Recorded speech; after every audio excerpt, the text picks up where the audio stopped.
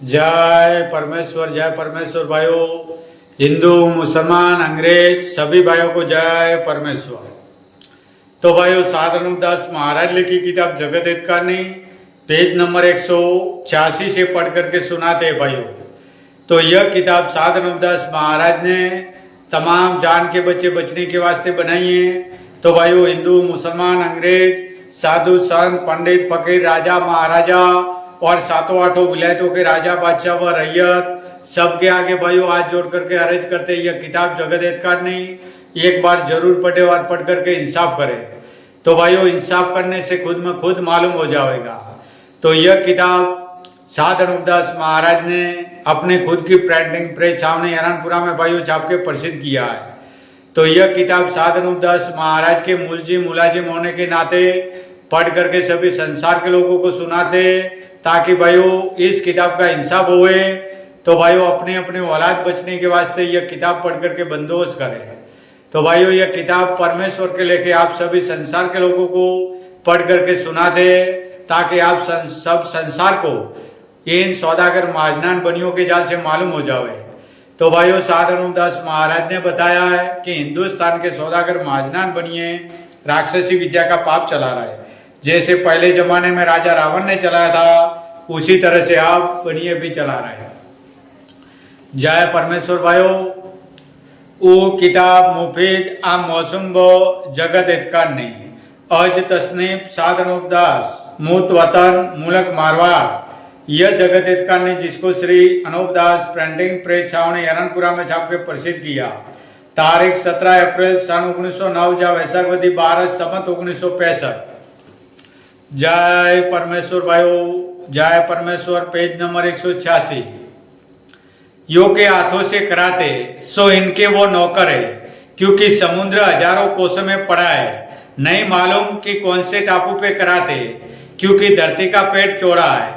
और इन बनियों का गुप्ती पाप यह है कि जिसको तुम हिंदू मुसलमान सरग नरक कहते हो और राजलहू की कुंडिया बोलते हो, वो सौदागर बच्चों के घर का राक्षसी पाप है।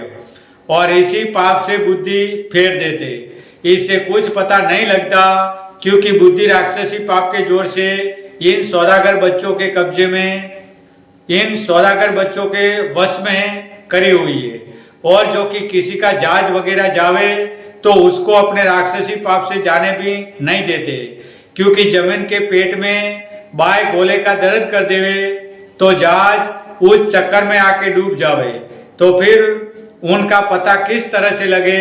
और जो कि समुद्र में भंवर पड़ता है और चढ़ाई करता है, तो उसकी मिसाल ऐसी है कि जैसे आदमी की ओजड़ी में रोग की वजह से गड़बड़ाहट हो जाती है, फिर उसी तरह से समुद्र को राक्षसी पाप का रोग नहीं कराया हुए तो वो भी सीधा ही पड़ा रहे और भंवर वगैरह नहीं पड़े और ना चढ़ाई वगैरह करे।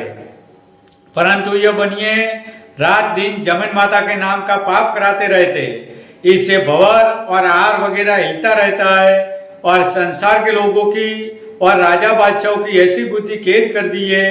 और पहले जमाने में हमेशा सूरज चंद्रमा अपने अपने कायदे मौजूद उगते थे कि जब दिन निकलता था जब तो सूरज उगता था और जब दिन छुपता था तो चंद्रमा उगता था।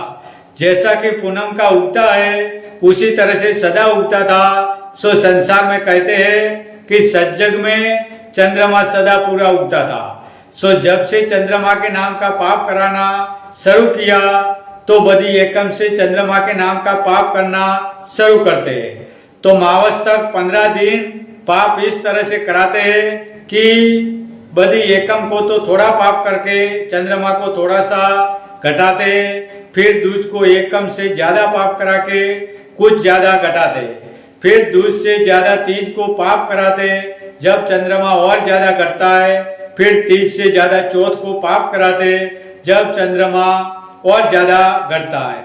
और चौथ से पांचम को ज्यादा पाप कराते तो और ज्यादा घटता है। इसी तरह से वधी पूख में 15 दिन तक यानी अमावस तक दिन दिन ज्यादा चंद्रमा के नाम का पाप कराते, तो मावस को इस कदर पाप चंद्रमा के नाम का कराते कि बिल्कुल नहीं उगता है। और चंद्रमा घटते घटते अमावस तक अंधेरी रात साफ हो जाती है और फिर एकदम से पाप करना थोड़ा थोड़ा छोड़ते जाते तो फिर चंद्रमा बढ़ता जाता है। सो सुधी एकम को थोड़ा जय परमेश्वर भाइयों, जय परमेश्वर। तो भाइयों कल पेज नंबर 188 से पढ़ करके सुनाएंगे। जय परमेश्वर भाइयों।